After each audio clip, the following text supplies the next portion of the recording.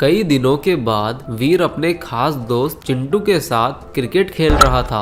उन दोनों को क्रिकेट खेलना बहुत पसंद था और पिंकी दूर खड़ी होकर उन्हें खेलता हुआ देख रही थी। चिंटू ने सोच लिया था कि उसे अब बड़े होकर क्रिकेटर ही बनना है ताकि वह अपने देश का नाम रोशन कर सके। चिंटू की बल्लेबाजी के सामने अच्छे अच्छे लोगों के पसीने छूट जाया करते थे। उस गांव में कोई भी ऐसा व्यक्ति नहीं था जो क्रिकेट में चिंटू की बराबरी कर सके। वीर ने अपनी पूरी ताकत लगा दी, लेकिन फिर भी वह चिंटू को आउट नहीं कर पाया। वह दोनों बॉल लेने के लिए दौड़ते हुए बॉल के पास जाते हैं। बॉल के करीब पहुंचकर चिंटू की नज़र एक महात्मा साधु पर पड़ती है। चिंटू देखता है कि गांव के दो बदमाश लुटेरों ने एक भले साधु को घेर रखा है ताकि वह उससे पैसे लूट सके। उन दोनों को सबक सिखाने के लिए चिंटू के छोटे से दिमाग में एक आइडिया आता है और अपने प्लान के मुताबिक वह चिल्लाने लगता है,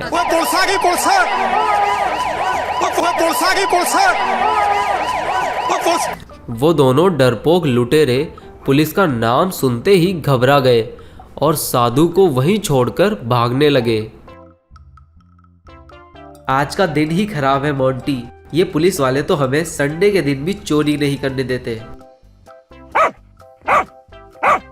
उनके इस कारनामे को देखकर वह साधु उनसे कहता है, बम बम बोले, मस्ती में हम सब डोले, हा हा हा।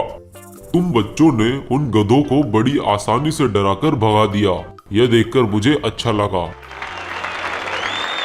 महात्मा साधु चिंटू को उसकी समझदारी के लिए इनाम के तौर पर एक आम देता है। उस पीले आम को देखकर वीर के मुंह में पानी आ गया। इसी बीच वह साधु मुस्कुराते हुए वहां से जाने लगा।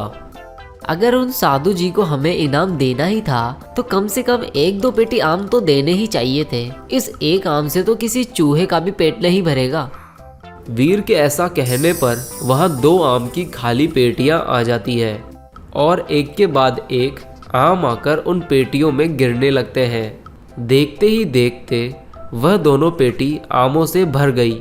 उन आमों से भरी पेटियों को देखकर चिंटू सारी रामायण समझ जाता है और वीर से कहने लगता है, मुझे तो लगता है यह एक जादुई आम है जो एक जिनी की तरह हमारी सारी इच्छाएं पूरी कर देगा। यह सुनकर वीर बहुत खुश हो गया और कहने लगा, तो जादुई आम तुम जल्दी से मेरे लिए राजस्थान से दाल बाटी चूरमा, तमिलनाडु से इडली सांभर और पंजाब से आलू पराठे लेके आ जाओ। और हाँ, लस्सी लाना मत भूलना। अरे वीर, तुम्हें एक ही दिन में पूरी दुनिया का खाना खाकर ढोलकपुर के कालिया जैसा बनना है क्या? वीर की बचकानी बातें सुनकर वह दोनों उस पर हंसने लगे। और फिर चिंटू उस जादुई आम की मदद से अपने सपनों का आम घर बनवाता है। यहाँ हर एक चीज सिर्फ और सिर्फ आम से बनी हुई थी। चिंटू अपने दोस्तों के साथ रोजाना अपनी मैंगो कार में घूमने जाता है। उसी गांव में सोनू मोनू नाम के दो शरारती बच्चे भी रहा करते थे। सोनू अपने दुबई के मामा जी के भेजे गए फटाकों को एक एक करके जला रहा था। सोनू जैसे ही रॉकेट को जलाता है, वह रॉकेट तेजी से आसमान की ओर उड़ने लगता है।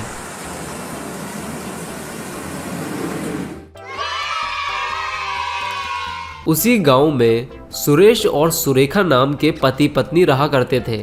सुरेश ने कई साल पैसे जोड़ जोड़ कर अपने लिए एक घर बनवाया था। तो अब बताओ भाग्यवान कि कैसा लग रहा है हमारा नया घर? अजी सच कहूँ तो यह घर एकदम मेरे चेहरे की तरह चमक रहा है।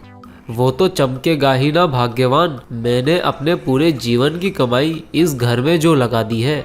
लेकिन उनकी बुरी किस्मत ने उनका साथ नहीं छोड़ा, क्योंकि वह रॉकेट उनके ही घर में जाकर ब्लास्ट हो जाता है। यह देखकर उनको अपनी आंखों पर यकीन नहीं होता कि उनके नए घर में आग लग चुकी है। घर में लगी आग को देखकर सभी गांव वाले वहां जमा होने लगे।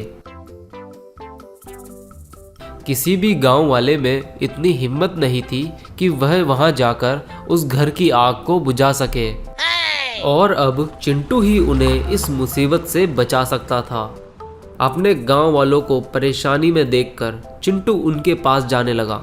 वह तीनों उस जलते हुए घर का मंजर देखकर हैरान रह गए। चिंटू चुपके से अपनी कार के पीछे जाता है और सुरेश की मदद करने के लिए जादुई आम को उस घर की आग बुझाने के लिए कहता है और वह आम अपना काम करना शुरू कर देता है। सुरेश को यह सब एक चमत्कार लगता है और वह इस चमत्कार के लिए भगवान का शुक्रिया अदा करता है। पर उस भोले इंसान को क्या पता था कि यह सब चिंटू कर रहा है। चिंटू पूरे गांव में अपनी आम कार को लेकर घूम रहा था। वह तीनों देखते हैं कि वही दोनों लुटेरे अब एक घर से चोरी करके भाग रहे हैं। उन दोनों को सही रास्ते पर लाने के लिए चिंटू जादुई आम से एक मैंगो रोबोट मांगता है।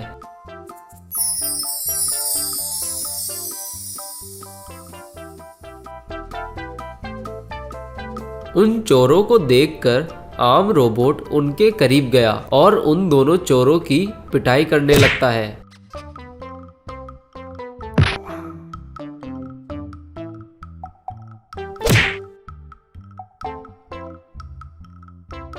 वह रोबोट उनको उनकी नानी याद दिला देता है। आम रोबोट से पिटने के बाद उन्हें अपनी गलती का एहसास हुआ और वह दोनों रोते हुए अपने घर जाने लगे। चिंटू अपने आम रोबोट के साथ अपने आम घर पर पहुंचता है तो वह देखते हैं कि एक बड़ा दानव उनके आम के घर को बड़े मजे से खा रहा है। यह देख उन तीनों को काफी गुस्सा आता है। आम आम आम। वह एक ऐसा दानव था जिसे आम खाना बहुत पसंद था। उसे जहाँ भी आम दिखाई देते वह उन्हें खाने के लिए दौड़ पड़ता। जादुई मैंगो रोबोट, इस मोटे से दानव को इसकी सही जगह पर पहुंचा दो।